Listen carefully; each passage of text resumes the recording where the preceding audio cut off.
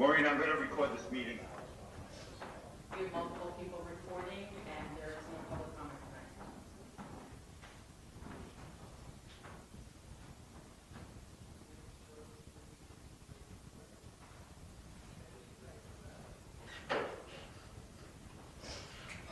First, we have Shelley on the line.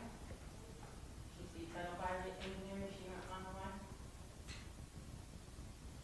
I don't know if she was going to show or not. She said she'd be here. Oh, she'll.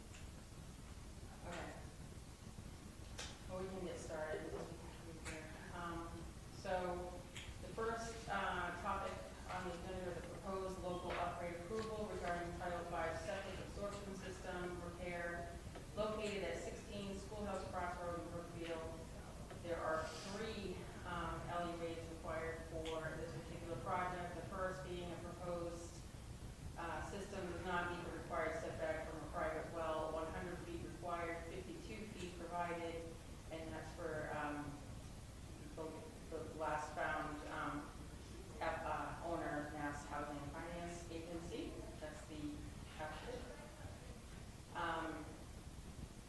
The next is a proposed system does not meet the required setback from a private well, 100 feet required, 96 and 98 feet provided. There's 2 wells for Lamoureux.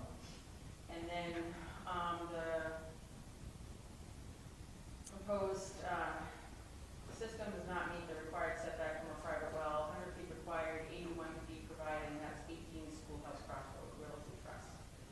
And so we have here tonight Michelle from our director at Western Regional Public Health Coalition. She'll be speaking on behalf of the agent, and we also have a couple of abutters in the audience. And your name for Chris McClure. Chris from McClure. Chris, what's your last name?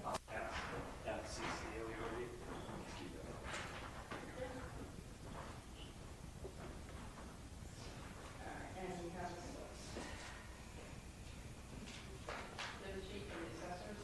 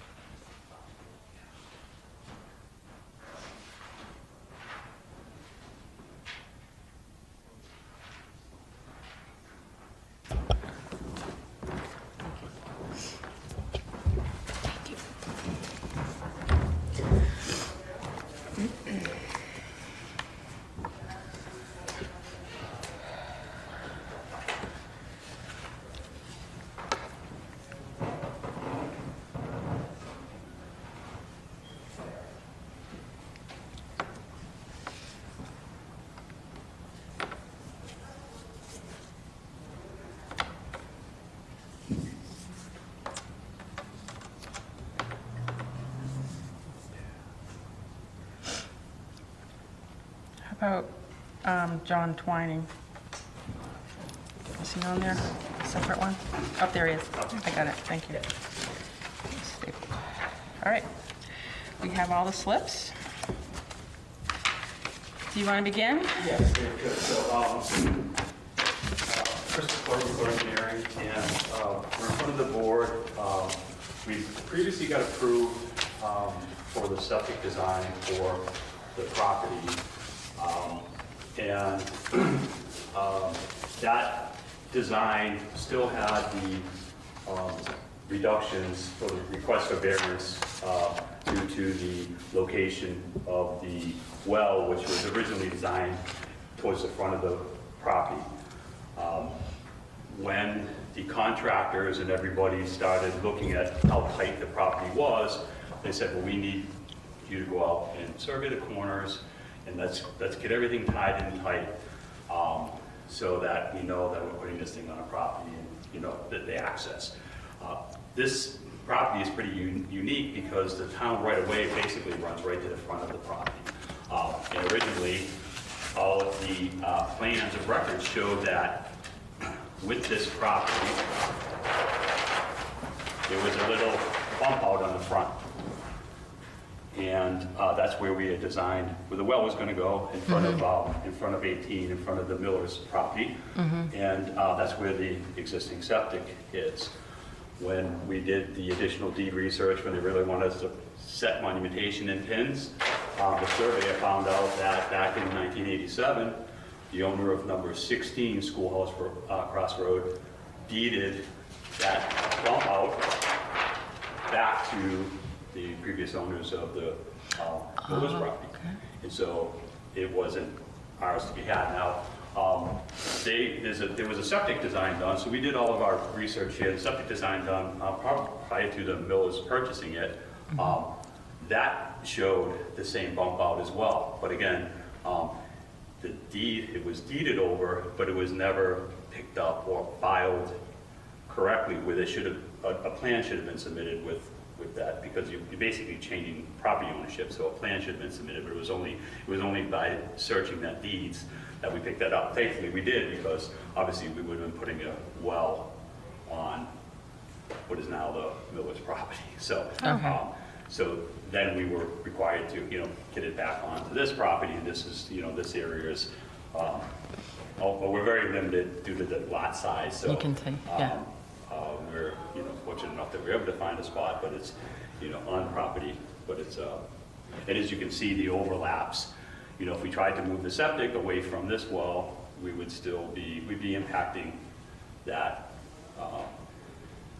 impacting closer to the neighbor's property, so. Right, The neighbor's right. well, so we just, use the location. as Right, so the best closest well is the property Property that's owner's getting well. the new septic. And as Yep. you can see, the existing well is like basically 8 feet off of the existing home. And there's no records on that well, shallow well. So I'm sorry. the your mic constructed off. bedrock well can be provide much safer. Yeah. water source. Go ahead. Just don't forget it if you speak. All right, I just need to see it up close, sorry. Sure, yeah.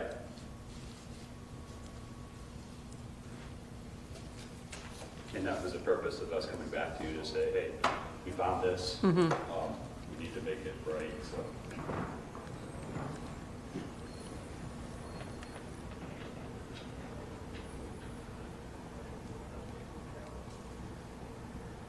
All these property corners will be pinned now with monumentation, so there'll be no question as to the property corners. Okay. Michelle, I have an email from Shelley. Did you want me to read it, or do you want to read it? Sure, or- I mean, I can summarize the email in a way. Okay, I go ahead. know part of it, our consultant reviewed all of the original and revised plans, and supports the approval for the LUI requests due to the site limitations and small lot size. The proposed locations found as proximity to the water wells fairly, and the setbacks really meet the minimum Title V requirements for repair systems. So that, which is 50 feet. So in that case, go ahead. Oh. Just swing it to yourself. Okay, thank you. So yes, so our Title V consultant reviewed those plans and recommended that the board consider any public comments before making a motion, but she agreed that the lot size, it's a very restricted location, but they do meet the repair requirements for the abutters, or for the setbacks. Yeah, there's a lot of towns where this is common. Yes. And a lot of times wells are only a little over 50 feet away from the Yes. septic system, so. We have a couple of abutters here tonight. Do either of you want to speak to the board? If you do, you want to come up? I'm just here to see what's, They won't hear you, it's for the microphone, really. I'm just trying to make sure that, whatever decision is made, it doesn't impact my drinking. And you're the 18, Yep. your name again, I'm sorry? Patrick Henry. Patrick Henry. It's under the trust, though. Yep. So that's just my main concern, is my drinking well is right next to the line where I believe you guys want to put the septic tank. No, that's where we're going to put we're going to be putting the... Leach field? No, our well. Oh, okay. Yeah, your number, you're Jordan, right? Are you? Yeah, it's under the trust. Okay, yes, yeah. So the actual, and we picked up, they were very gracious enough to let us on property. We were able to get their plan. So we did pick up his existing well.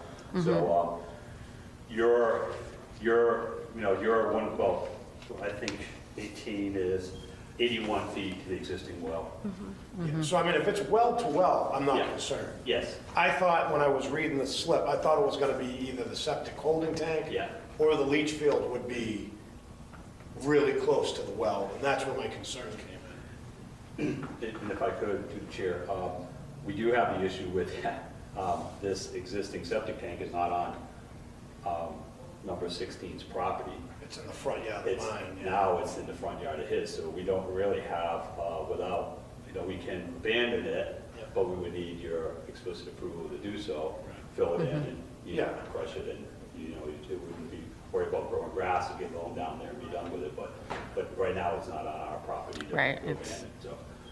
We have a couple of those examples in town Oh, you do? Yeah. where, families owned multiple lots, one's across the street and they put their leach field across the street, then they subsequently pass away and the kids inherit the house and then they sold off the property, and Yeah. we have a couple of those issues in our town. So,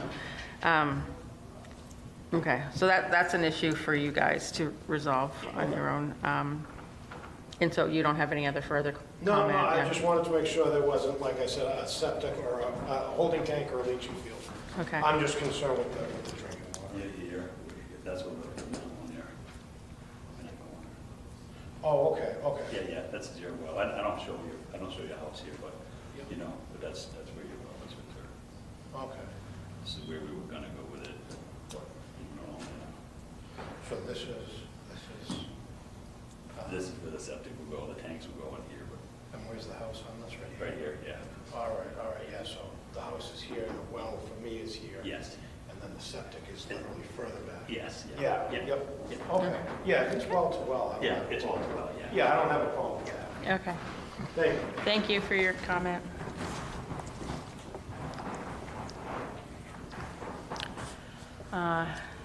Did you want to speak to us? I'm not an engineer, I don't. You have to come up to the Sorry. microphone if you want to speak. Sorry. So I'm just confused about, well, I read the letter, and I've had a few friends look at it, but I'm just not sure which property. I'm assuming that my, So we'll have Mr. McClure show you on the Okay. map.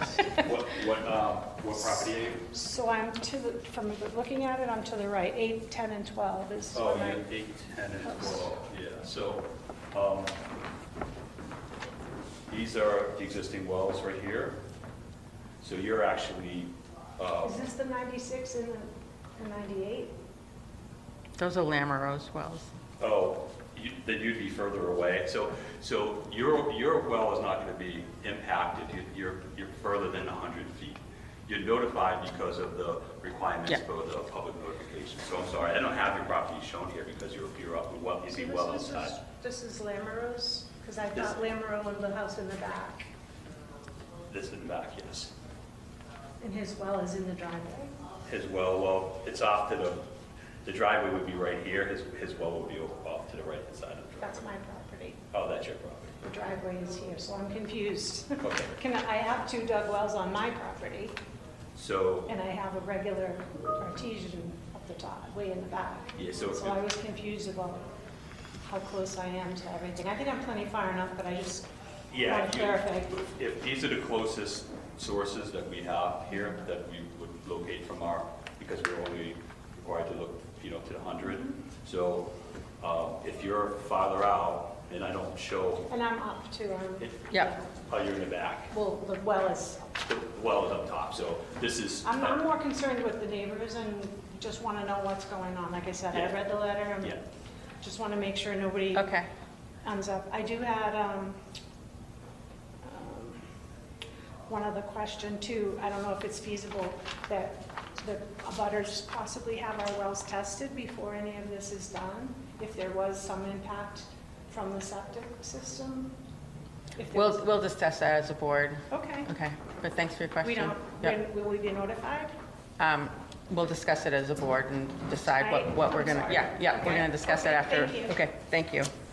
So we've established that her well is not within the 100 feet, so it's just 16, 14, and 18, and I don't see any other abutters here. So, let's discuss. I think I'd like to have you explain for the board members who may be new to this, as well as the people in the audience, this number of 100 is somewhat arbitrarily, like kind of a dart thrown by the state to say the distance and what's really safe. I think people get uneasy when they hear, oh, it's required to be 100 and I'm only, this many feet. And then from the top, the ground is 48 inches and like.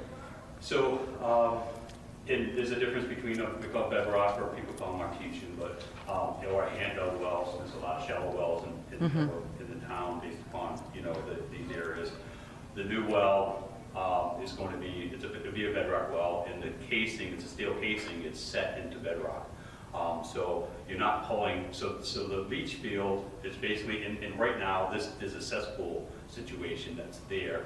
So what they're doing is, with the upgrade to this, the upgrade to the septic system, we're going to be putting in a septic tank that, that the solids come out of it, and the water is much cleaner when it leaves the tank and goes into the leaching area, and then basically that water is treated through the bed of the leaching area, but the well itself, the wells that are constructed, bedrock wells, they're constructed into rock. The casing is drilled down into rock. There's a drive chute there, and that drive chute basically creates a seal from the overburden, and the water is actually pulled out of bedrock. So typically these wells are 400 feet deep, so the water that you're getting is millions of years old versus recirculating if it was a shallow well where you could potentially recirculate in the water. So for the environment, the situation is much better than it formerly was.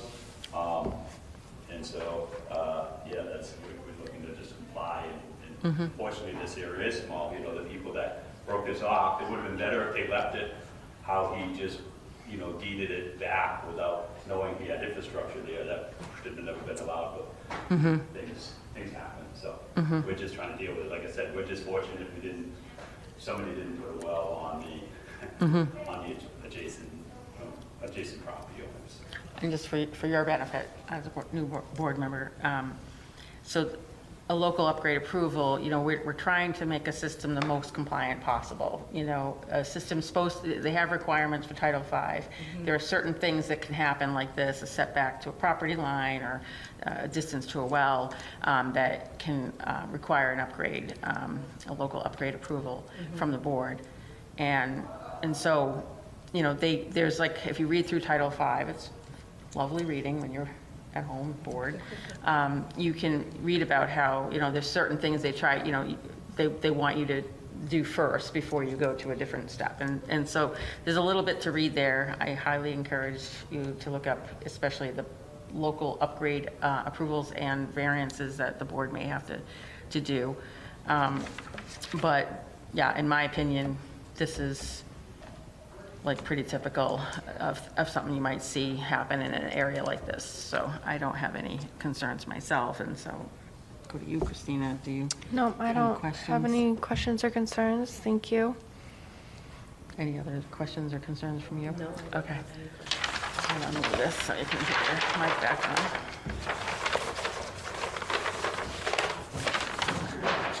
Pass that over. Okay, all right, so I think we're good to go. I just want to hear a motion to approve the local upgrade approval regarding a Title V septic absorption system repair at 16 Schoolhouse Crossroad for the 3 affected wells at, just the address. It doesn't have, it's 16, 18, and 14. So move.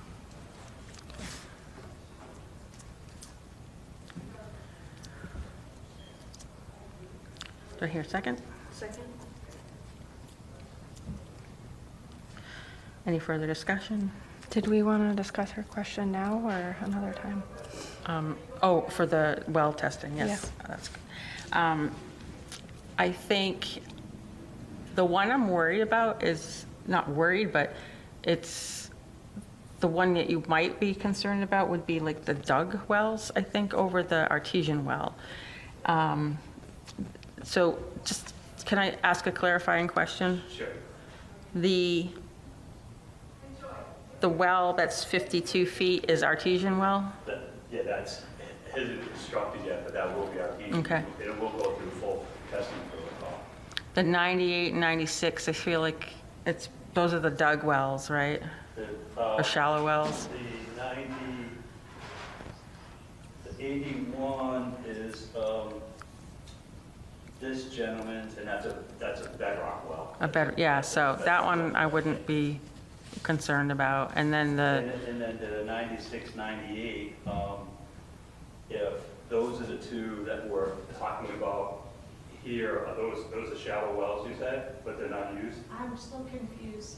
I apologize. Yeah. I don't know if Stephen if Lamoureux have dug wells on that property. all right, and he's not here. If they're not here, they got notified, they didn't They're not come, using but, them, but they are existing. we just want to talk to the engineer real quick. I'm not concerned about it. So the Lamoureux did not appear tonight. It's 96 and 98 feet, I think a couple of feet. I personally don't think that would require well testing, and so if we ask Michelle, what do you think, as your health agent? No, yeah, so I think that's not necessary to really address it based on the type of wells they are and the distance, so. Any other discussion or questions? Nope. All in favor? Hi. Aye. Okay, all set. Mhm. We'll follow up in writing.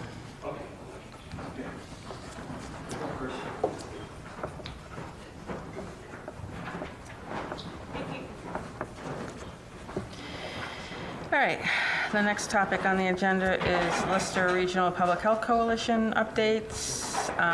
The first item is discussion regarding food permitting procedures with LRPHC and fees for temporary permits. So, Michelle, take it away. Sure, absolutely. Thanks again for giving me the time to come in today again and really walk you through some 3 documents that that I shared. So I don't know if you guys have copies of that. We do. We Yes. did make copies. Okay, awesome. So first, the policy overview, I'm just going to give a quick overview of the policy. It really gives an overall framework for permitting food vendors at a temporary events. It's really built on, obviously, on the food code standards. Shut the It door. includes the Yeah, I'm like, expectations. hold on one second, Michelle, just a disruption out in the hallway. Sure. I did hear that too.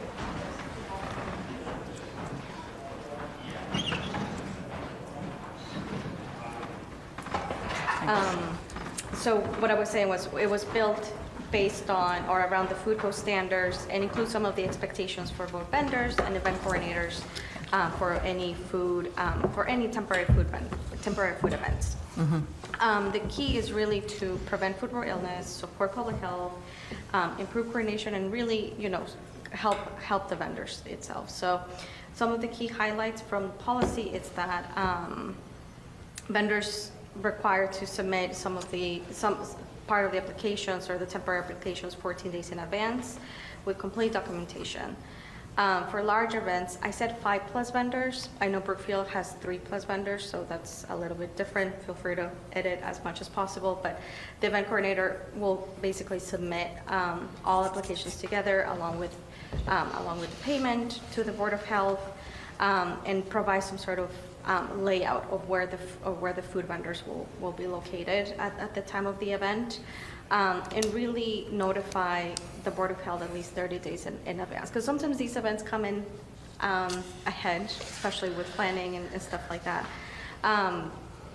Again, these are just suggestions. One of the things to kind of go over is also how the process goes with the application. So the Board of Health usually will receive the payments and applications. Most of it will be reviewed by the health department in a way that to process those applications. Now, if something's missing, if you don't hear back from the applicant, then that's when we can, as a coalition, come in and help out to process that quickly. I think for this purpose, the policy really, want to support more so throughout the region, building a long-term capacity for all the towns in terms of temporary food vendors policy. Now, I did add a few details about the vendor guidelines. There's another document called vendor guidelines. And this document is really more for vendors and outlines more of how they need to operate for these type of events and how can they remain compliant with the food code, and includes a lot of the food safety requirements, some sort of I kind of provided some sort of setup standards and the expectations for when inspectors do some training. So really, it's a one-pager, honestly, just for them to understand, but also I think it creates consistency across the region. So I would like to obviously be able for everybody to have this information. So I kind of always left it with, I provide a Word document so you all can edit as much as possible. If there are any other requirements that the town wants to add, then by all means. And I did create some sort of an admin checklist. This is a simple checklist for admins to use internally, but it also keeps kind of the process on track from when the applications come into the department to then when the permit gets issued. So a couple things, it requires all the documents from vendors. We kind of laid out all the documents that are required for temporary food permits, the internal routing, who reviews what in terms of okay, if we have all the documents, then we can have the regional inspector go in and schedule the inspection with the vendors. And it really just keeps track, I think, for kind of a cover sheet in a way for admins. So yeah, that's something that we came up, and we'd love to hear your thoughts. I think that's more important, obviously. So. Has Mackenzie reviewed this or given any input yet? I provided her Okay. information, yes. Haven't really. You haven't heard back? Mm-hmm. Okay, so I definitely want to, I want to know her input on this. Okay. And then my only concern is the 30 days advance, knowing everything, just how I know how events change in town, and there's what I wanted to kind of iron out is if there's markets, which I know there's something different with farmers markets, but if there's multiple ones throughout the year, if we can kind of determine a one set fee, but then is it? Oh, I think that's a separate, Oh, that's okay. the other second part of this discussion, but that's not through, this is Lester's policy. Okay, so basically. What we chart is for our board to decide, so we Okay. won't discuss that. Okay, But yeah, that's next. But I guess the whole permit, a new permit application would be just us as well? For For a single day event or a single temporary event. no, for someone coming and doing multiple events. Oh, okay. I That would be think, more. so my understanding is the paperwork has to come in for each, or there has to be paperwork for each event. Yeah.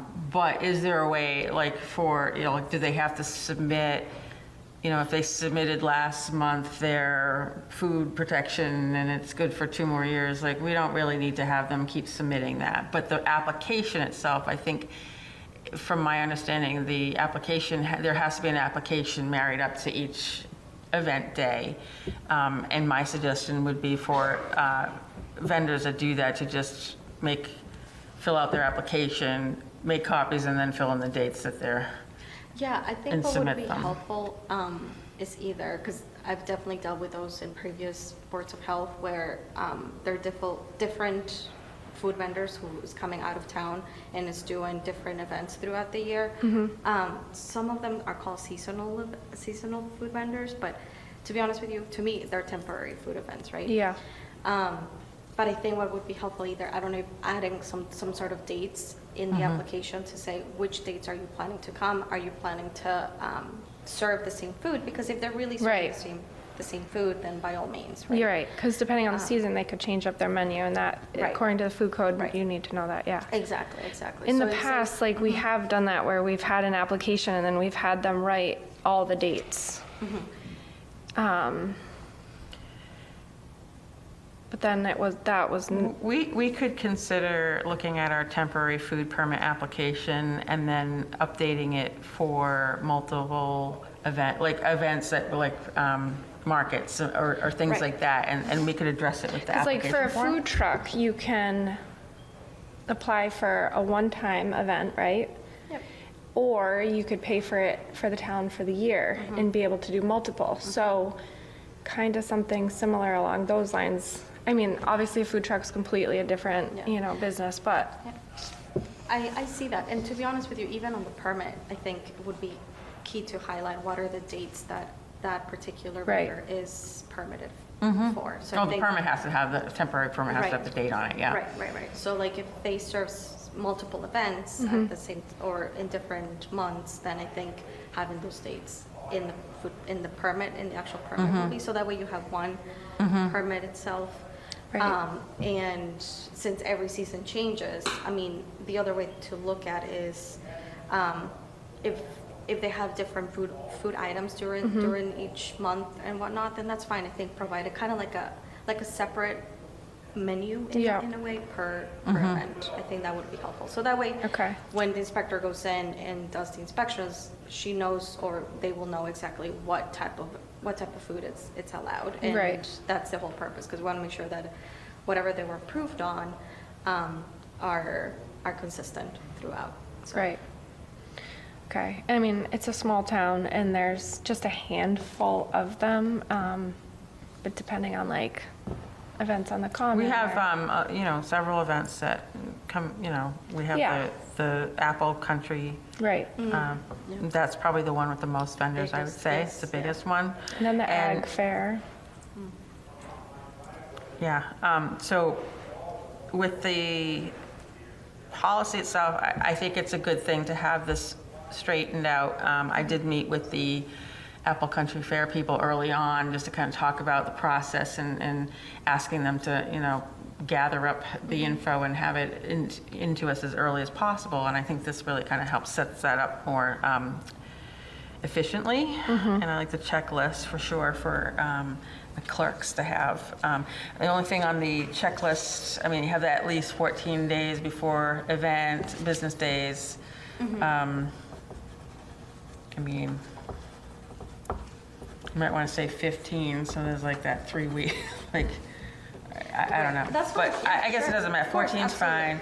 Whatever. It doesn't matter, I guess, one day or not, but it looks pretty good. I think maybe,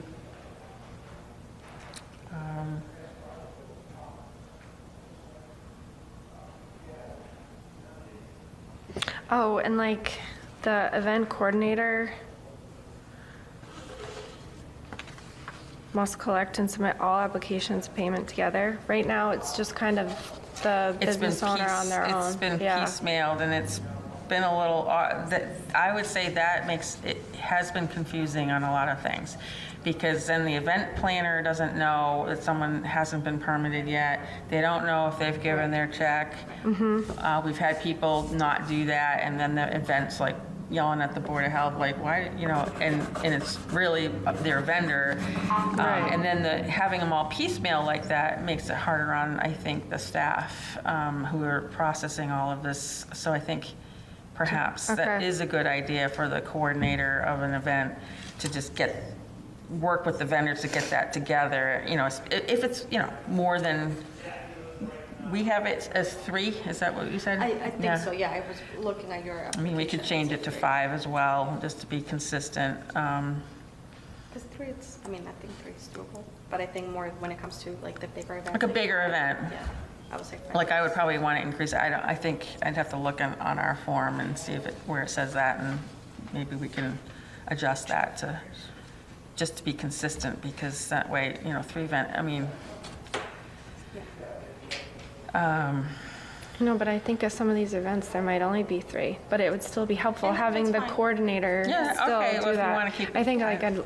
I don't know. Yeah. I don't have that's any fine. like strong Honestly, opinion Yeah. either way. I just, anything we can do to make it more efficient and take burden off of the administrative part on our end.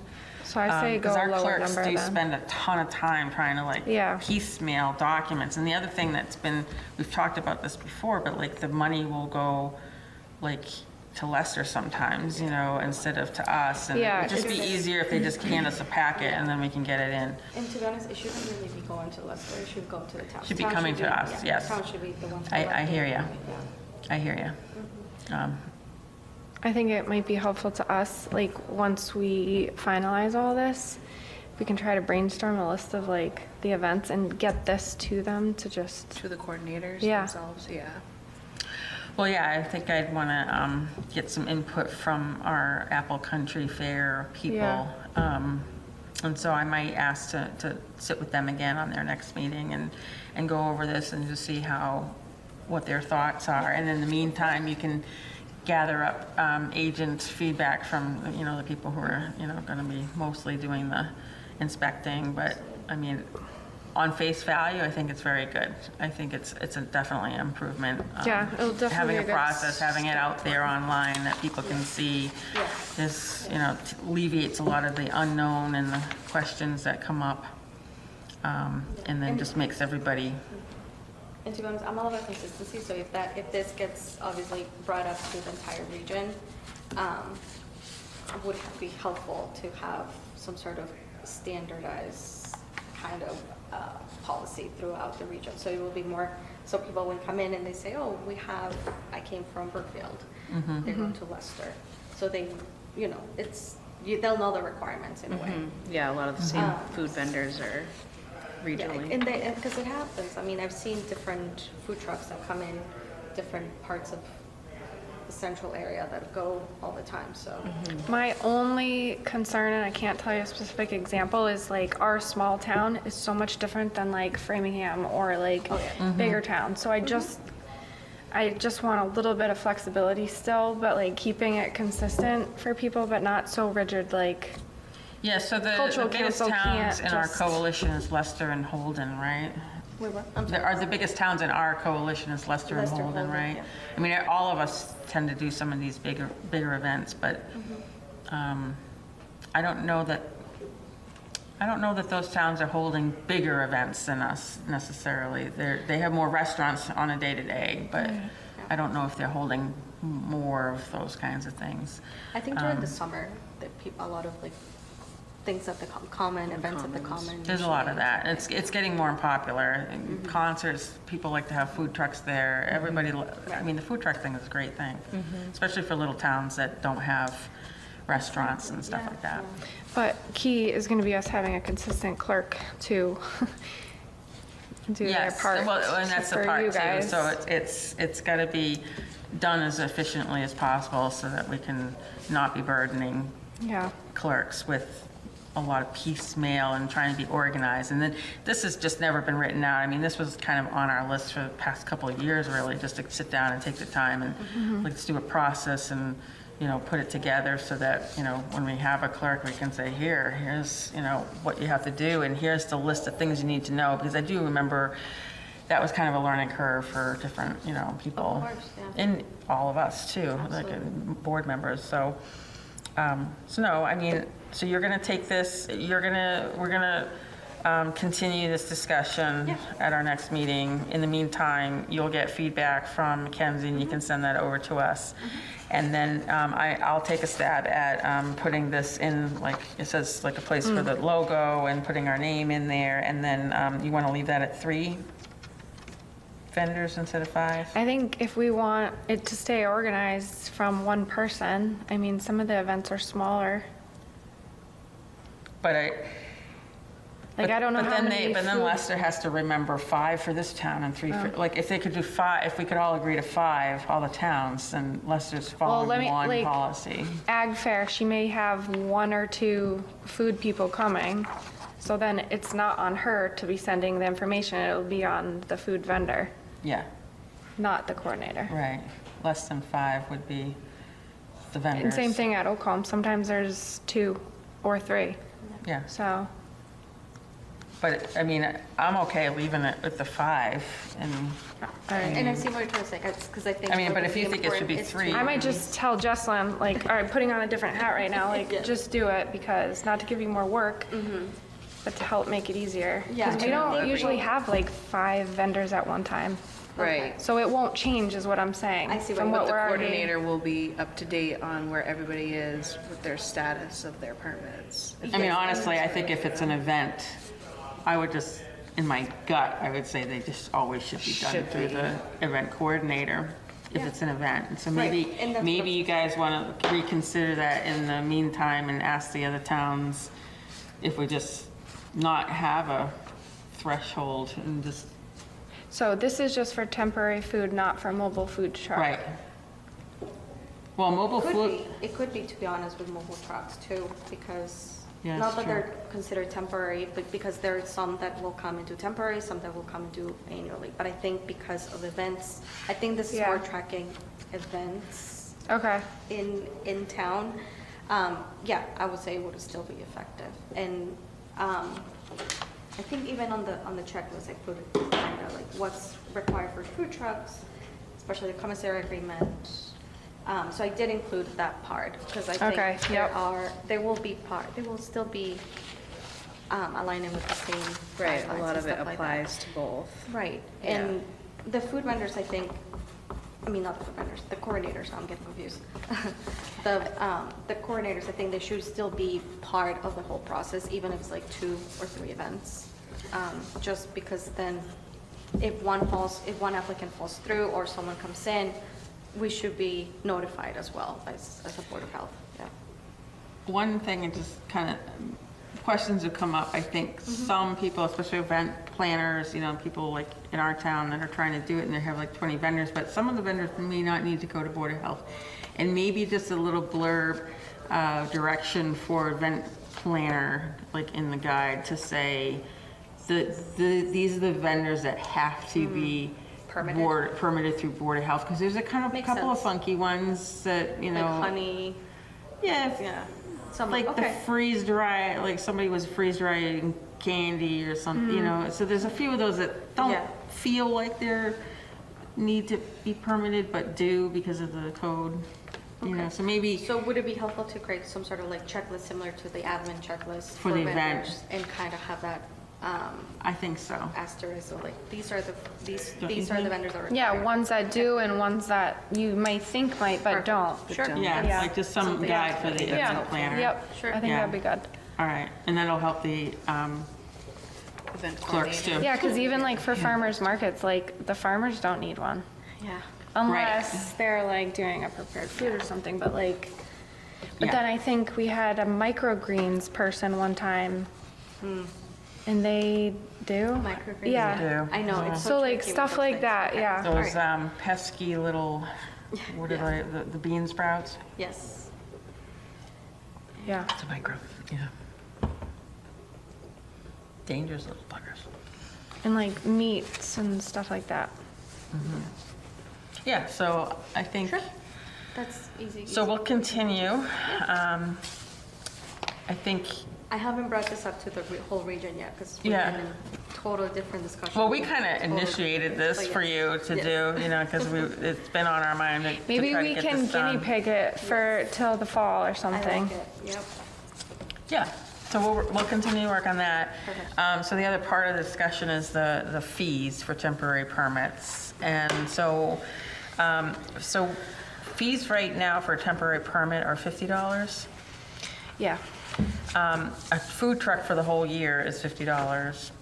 I think it's like 125, I thought. Oh, is it? It's a lot, it's more than, I think it's like Okay, so- 50 oh, a all right, one time, so- but you might as well do the full year. I should look I at. think- I know, I at don't the have it in price list. front of me I didn't either. have it in front of me, but, all right, so $50. And then what I think we wanted to do was waive fees if if it's a residential kitchen that we permit in Brookfield, why would we make them pay again for a temporary event? Honestly, it's not really. Let's just waive it, right? Yeah. If it's multiple events in like a market situation where, they're coming every week for like 4 weeks or something like that to a thing, I don't think they should have to pay every time, because they're not necessarily always getting inspected every time either, Oh, so. here, and this is where I don't have the words, but it's tricky. It's like if they come 2 or 4 times in a row in so many consecutive weeks, that counts as like a one-time. So. You know where I'm it's going the with for- this, that it's I'm the saying it totally temporary- wrong? Is a definition of a temporary. Yeah. Okay. And I wrote it down. So any temporary food events, or temporary food establishments, are considered those establishments that operate for a period of no more than 14 consecutive days, Okay. in conjunction with a single event or celebration. So with that being said, it has to fall within the 14 days. Now, if it's more than 14 days, then does that become, there's no seasonal, this is the weird part, there's no seasonal temp or seasonal food permit or seasonal definition under the food code. Okay, so is Which this a then- food code thing, or is this like a board we could Oh, make it's a up? Well, Okay. it's, the price is the board. Yeah. The paperwork, so this is where I was saying the Okay. paperwork has to get done for the temporary event based on Okay. the time.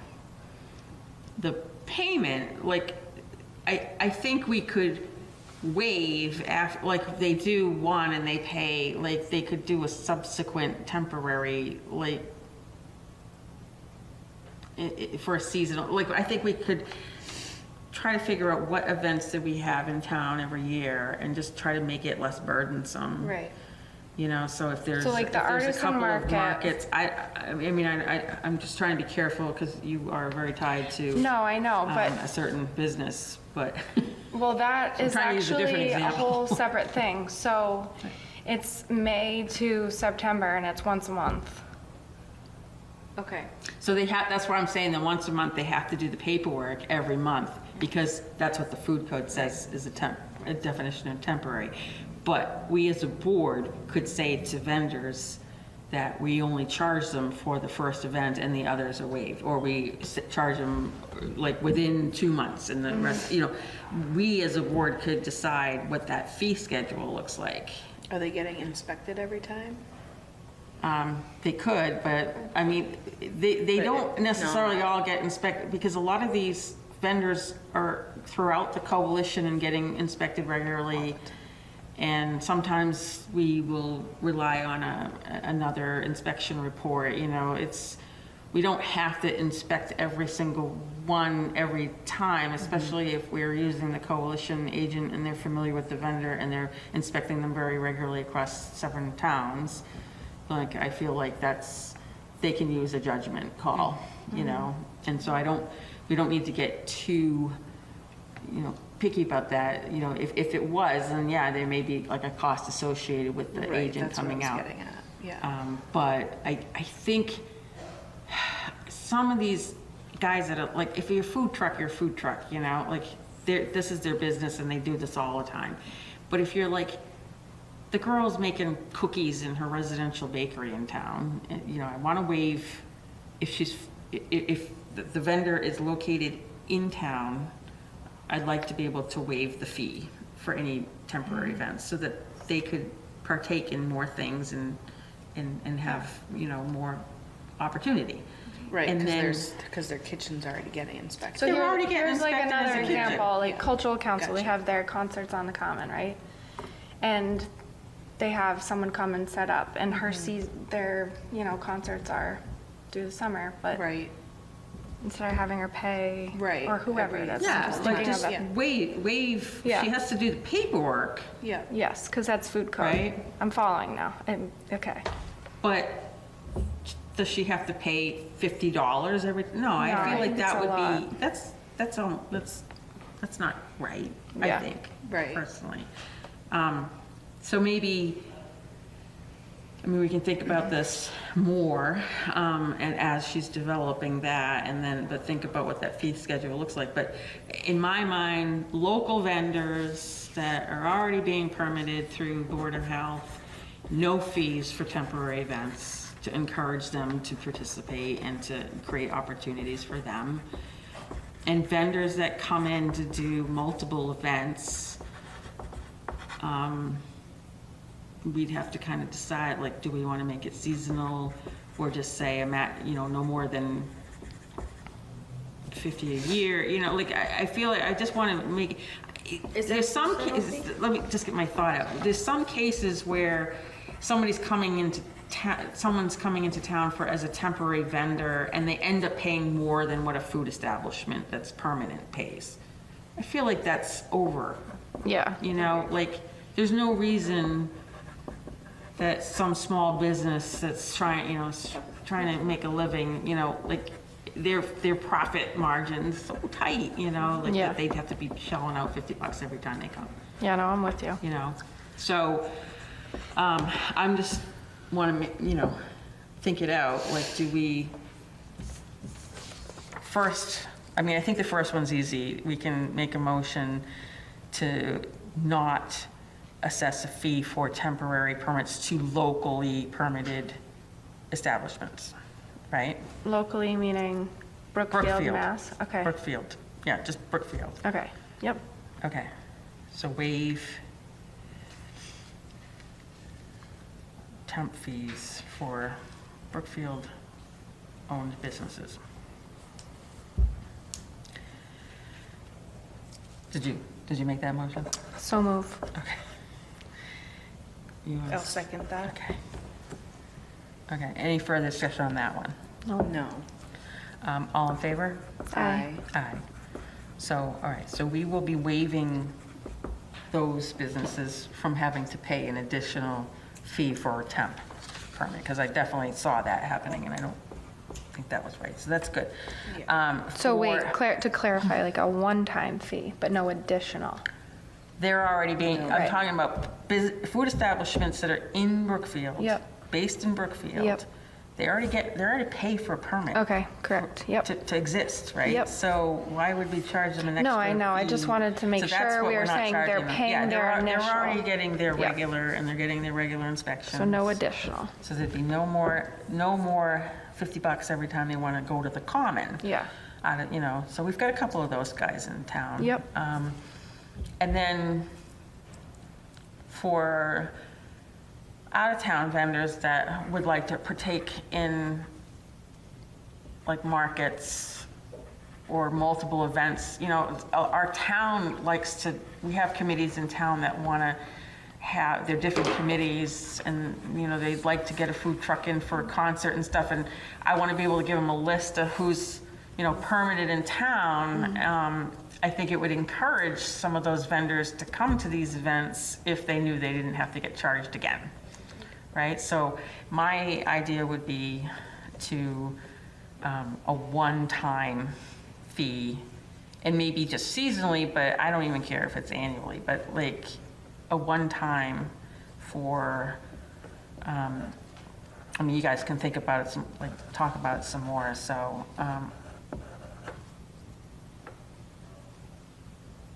I think a we're seasonal not fee. seasonal is, and say, Do you have a seasonal fee? huh? Do you have a We don't have a seasonal- seasonal fee, so maybe we just create a seasonal fee instead, or? You can either go whatever you have right now, like a temporary, to be honest with you, seasonal is hard to keep track of Yeah. until when. So it's either you get a temporary 14 days or you get an annual permit. Can we do an annual for a temporary though? No, right? Or- Say if they're doing multiple events throughout the year. So say if they're coming in for the season, Yeah. the summer, for 2 months, then they'll get like an annual permit. But it's An annual permit, but they have to do, they still have have to to do the apply. paperwork and get the, it's 14 days for temp, right? Right. Like, let's just keep that Yeah, it's clear. 14 days in temp. I mean, to make it less burden, that's what I'm trying to say, like. Yeah, I'm just because trying to after think. 14 days, then they'll have to. apply Financially, I'm again, just do trying everything. to lessen the burden on the pocketbook, right? So I think paperwork is by the code. I mean, it's easy enough for them to take their paperwork and make another copy and put a different date in, like for the events that they're gonna do outside of 14 days, right? That just has to be on them, but as a fee. Maybe can we add something on the application gives the clerk Yeah, or we'll have whoever to- know, be I like, think- the first initial fee I was think we paid? decide the fees and then we have to go back and redo, because the fee is on the paperwork. So Right. we have to update the application form after we Yeah. decide this. And so Yeah. I'll do Okay. that and then bring it to the next meeting for us Okay. to approve the document. But I think it's just getting down, like, is it fair for, I mean, I don't want to create unfairness between like. Well, do we say like what- $50 for like, the year? Can somebody look up the food truck permit? I think it's 125. I don't want to think. I'm just going to look it up. Where do we look it up? Online? Oh, no. My phone's dead, so I can't. Yeah, on our Board of Health website.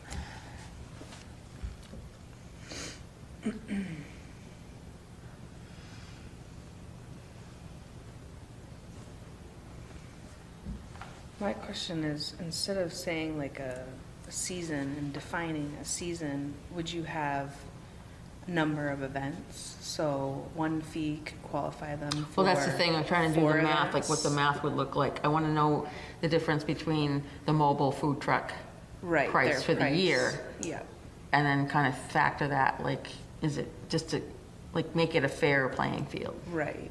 Because if the guy who's got not quite the food truck, but then he's able to show up for, and then the food truck's kind of, paying, it's sort of like, just make Yeah, a fair just make it system. Fair, right. Oh, we changed it to 25 for a temporary food permit for one day.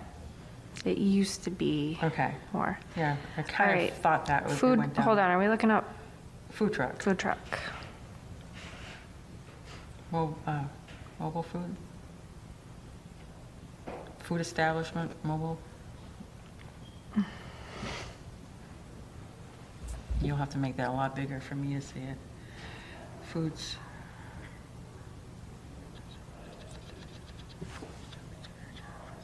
Mobile food permit. Oh, we 50. changed it, it's Only 50. Yeah, so. Okay. So 2. Let's say they only have, like, more than 2, they don't have to pay more. And then that way, they are only paying the same amount as a food truck, max. What are your thoughts on that? So it's 25 for temp. A food truck's 50.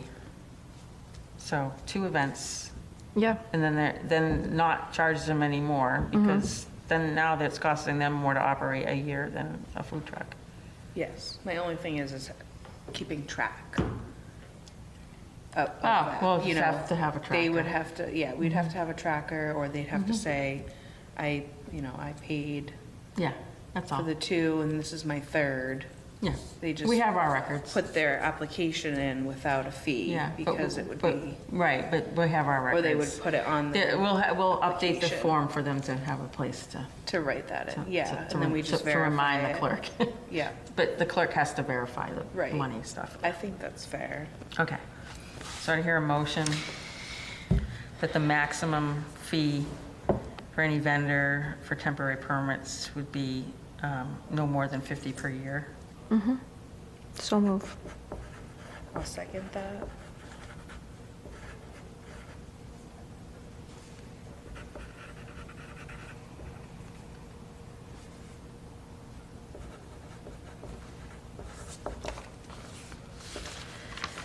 Any further discussion? Nope. All in favor? Aye. Aye. All right, so I'll update that forms, and then we'll be getting updated documents from Lester, you're going to get the input from the agent, and we'll continue that discussion on the policies, so. But the fees are done. All right, good. And for the next topic, permitting and inspectional updates for the month of March, did you bring a report by any chance? Yes, I did. I did, and I forgot to email to you. That's okay, wait, email me, and I'll put it in the minutes, but. yeah. So permits we've issued this month. We did a temporary food permit for Easy Street Tacos, septic hauler permit for Babe's Lawn Care, temporary mobile food for Cheesecake Charlie's, a mobile food permit for Kettle and Pine, a food service permit for Wildberry Acres Farm, mobile food permit for the Ultimate Grill, well construction permit for Ronald Brault, TJ Loster, and Mike Sullivan, residential kitchen permit for Turnabout Farm, a temporary food permit for Brooks Baked Goodies, trash hauler permit for Casella Waste Systems, and there were 2 temporary food permits for Morowski Barbecue, and a well construction permit for Crispin Booth, Mike Sullivan. Some of the inspections that were conducted by our inspector there were some pre-operational food inspection for Wildberry Acre Farm. There were a couple of nuisances complaints for 26 Allen Road, 56 Long Hill Road, 64 Quavic Street, 60 South Maple Street, 7 Lincoln Street Extension, 39 South Maple Street. There was another nuisance inspection for 6 Lincoln Street, 4 and 3 Lincoln Street. Be sure to differentiate between street and extension. Yes. Okay. Sorry. Sorry. All of those Lincoln Street extensions. Okay. Yes. There was a food routine for White's Landing, Title V perk for 93 Lake Road, and a food routine for Turnabout Farm, and a nuisance re-inspections for 56 Long Hill Road. Okay, so I have one question. Morowski had 2 permits. Morowski Barbecue, yes. So I see now that. if say they get invited to another event in, I don't know, We just wherever. voted that they don't pay. Okay, just making sure. Okay. So we'll know. Yep. Yes. Okay. Okay. Any other updates? No, that's pretty much it. All right. Moving on, the next topic is a follow-up request from Select Board for 6 Lincoln Street Extension. I'm going to recuse myself from this piece. The owner of that property is on a butter to me, so I'm going to walk away. Christina, vice chair.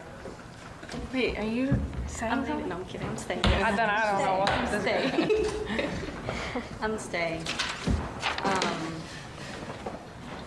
I don't know if you're familiar with this address. No. I don't know if, okay. So, Oh, yes, maybe. okay. I saw the select board meeting, so I heard from the abutter, Okay. but that's all I know, because our last meeting, we just got, there was no answer, basically, on the Okay. nuisance. Yeah, so there was an inspection conducted, as I mentioned, on March 25th for 6 Lincoln Street Extension. Okay. Some of the finding notes were that trash around the exterior of the property, so therefore a order to correct letter were issued. However, when we issued that letter to the owner, Mark Hammond, it came back. So we send usually, for order to correct letters, we send a regular and a certified mailing to the address in question or in violation. We got both the certified and the regular mailed back. Which means it had a note saying return to sender vacant, unable to forward. So then our inspector, Mackenzie, ended up sending a letter, an order to correct letter to say the current occupant. And I'm putting a question mark because we still don't know if that's a thing. We haven't received anything back as of yet.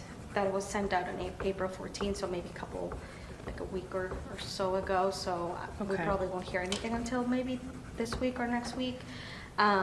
But my understanding, I know there were some concerns or there were some frustrations from the abutter about this specific property. I mean, when our inspector went, part of the violation was that there were some rubbish, such as containers, throughout the exterior of the property. And I had her send me a picture of what that looked like.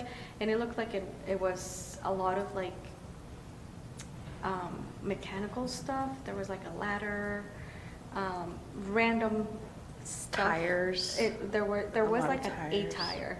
Oh. At least the one that when she went out. So yes, she did say discarded tires. So we cited as both as a housing complaint because as part of the sanitary code, the land part needs to be kept up.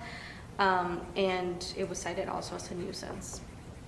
So, I mean, in terms of what to do next, I think based on what we received, if we don't get any response from the quote-unquote the occupant or anyone within the building, then I would say, the best thing would be to send a constable for us to actually serve the letter. Because really, if you go to court, it's like it's gonna be seen as a joke because we got it back and we need to make at least Notification to they the received actual it. owner. Yep. I think the big problem is that it's very close to the school playground. Yes, very true. So, it's a nuisance Yep. next to the elementary school. Yeah, so that's that. And to be honest, the fact that the PO box to me was kind of concerning to see that it said vacant, which either means no one is really using the box or they stopped paying for the box. So we may have to, that's what I'm saying, like constable will be able to find and chase the actual owner. Yeah. And How long would we wait to do for some- constable? Yeah. Well, that will depend on the town. I don't know if the town has a constable services. No, not sure. No. Well, it would go to the, I think we do. do we? Yeah, because isn't it on for the election? Is for Oh, constables yeah. to be elected for? I don't know the I procedure. don't know the current one, Yeah. yeah. So like, that's my only suggestion. If we don't hear anything, if we get the forwarded, certified, and regular mail back again, I think with the next attempt is to actually serve as a constable. So Okay. that would be my best recommendation at the moment. And I know even with Mackenzie was like, well, best bet would be a constable too. And I'm like, yeah, I agree. So, yeah. If no one's there, I don't see why it hasn't come back yet. Right. I mean, again, it's April 14th, so that was, what are we? Today's the 23rd. 23rd, Um, 9 days. It's 9 days. Maybe we'll hear back soon. No, 7th, the 14th, yeah. It's been more than a week. Usually with mailing does take a while. It's Yeah. not like they take, It especially goes with the to Boston certified. and back. Yeah, Yeah. yeah. So especially with the certified mailing, that Oh. usually takes a little longer too. Okay. Usually we would get the regular mail back, or say if we don't get back, then it's assumed that it's been served.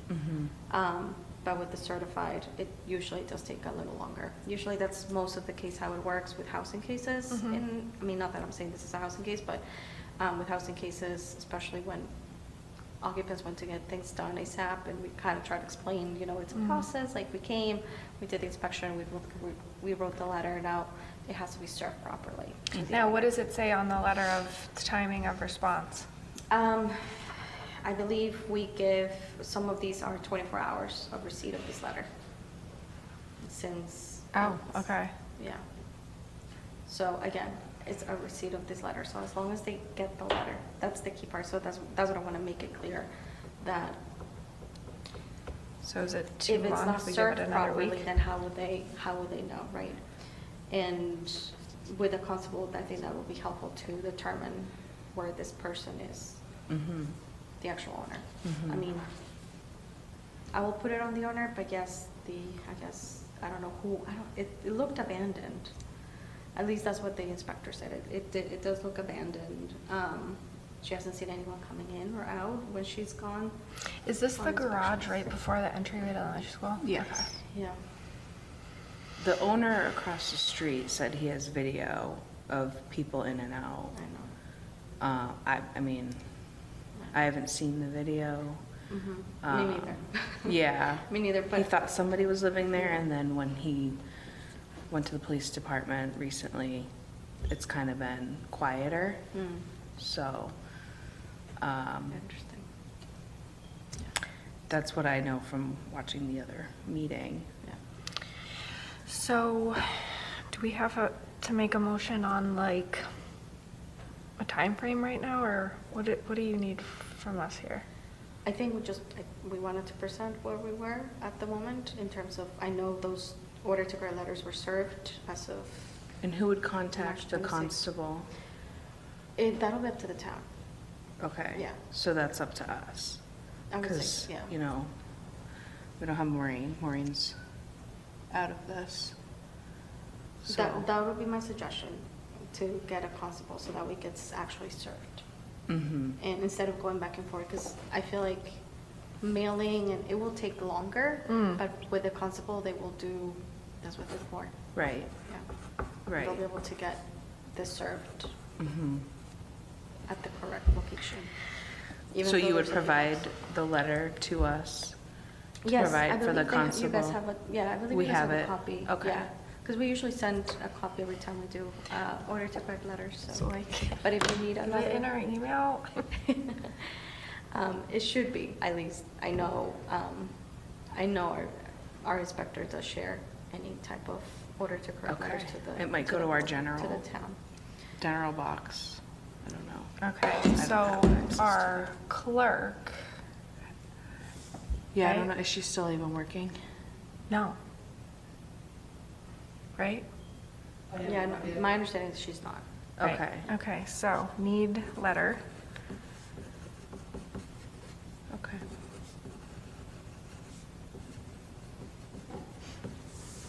Okay. I guess we could ask Ron this? Yeah.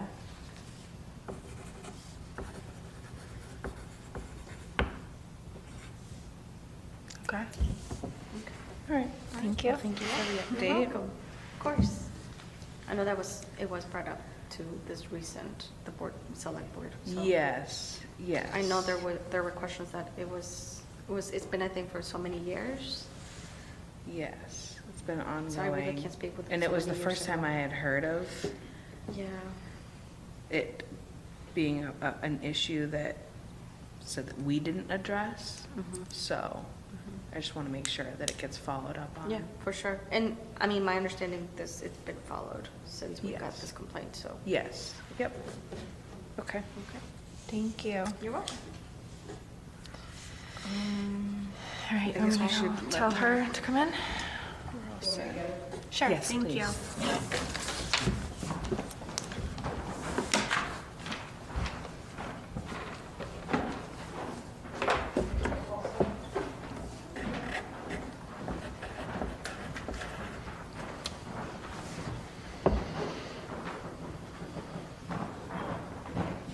Okay, so we're-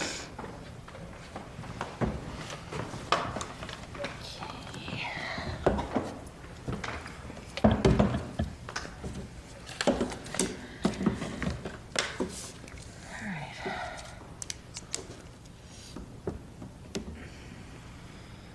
All right, the next topic is the MOU for the Health Officers Association, the Tobacco Control Program.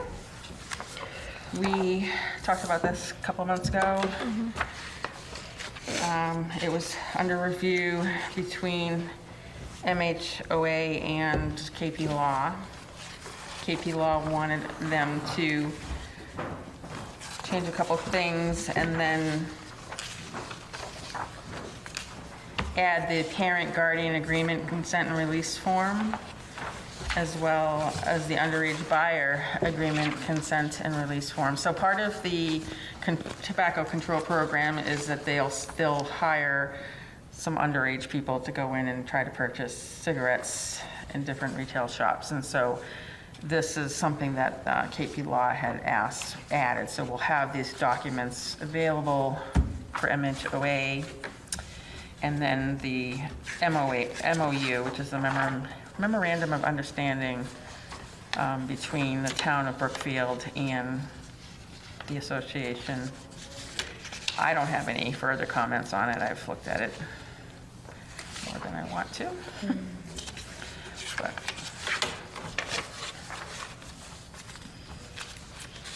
any comments from you guys? No. Pretty standard. So at our prior meeting, we had voted to delegate inspectional work to MHOA for this purpose. So we already delegated that role to them. We just need to sign the document. So, so I'll just wait. We have a motion that we sign the MOU. I'll make the motion that we sign the MOU.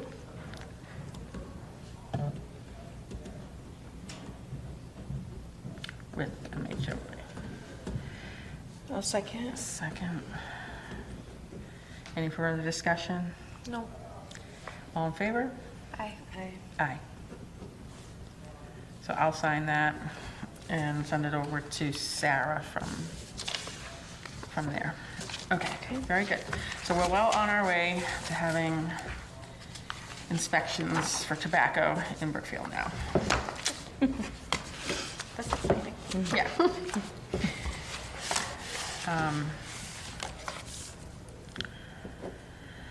Schedule a public hearing for draft Brookfield tobacco control regulations. So last meeting, we talked about that. We said we wanted to have it in April. We were gonna get dates together, and I never got any dates, and I had a death in my family.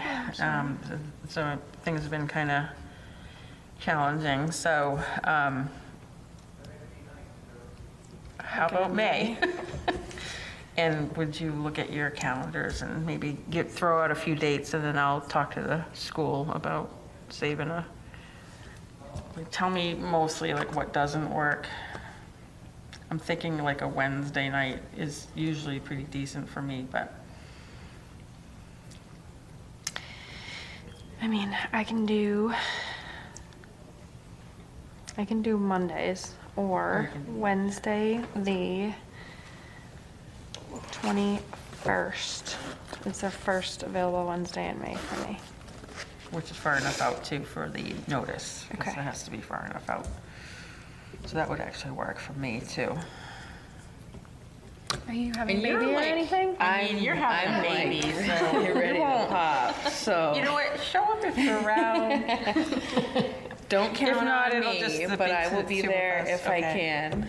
Okay, Yeah. we get it. Is that so- usually at 6 or 7? 7. Okay. Let's allow people, the public more. Okay. Sorry, what date were you saying? Wednesday, the 21st of May. Okay. We'll try for that. I'm going to Okay. talk to the school. A backup date could be May 27th? No, I'm just kidding. May 27th. No, I think that's her due date. Is Oh, that yeah. your due date? It's close to it, yeah. Oh. Yeah. No, hold on. I don't know what May 27th is. Well, if May 21st That's a doesn't work, I Tuesday. mean, we could move it to June, but Well, can we do it before or A regular after meeting? the 28th? I mean, like the 29th? oh no, I meant like that night. So we didn't have to come back. Oh, the 28th. Oh, that's our meeting. Yeah. Yeah, we could use our meeting date, yeah. So that'll be we- the should backup. we We'll just- leave that as a backup. Okay. Yeah. Backup plan. Okay. 21st, yeah, it's easier. It's Okay, it's keep it exhausting separate. doing a meeting and then trying to do a public hearing. Okay. Because look at, we're already, Okay. okay. So we'll do that as a backup in the event that, okay. All right, so I'll check with the school. All right. Very good, thank you.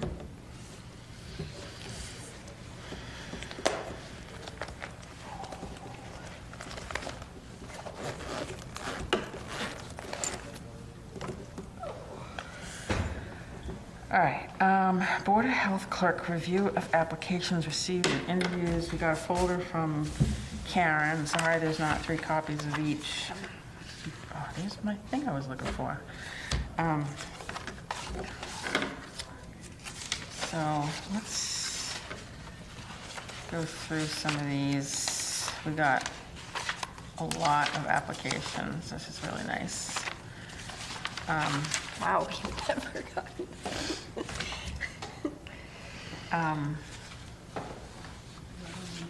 Do you want to speed this up? I'll give each of us a couple, and we'll kind of read through and then move them, kind of move it down to kind of just read them all.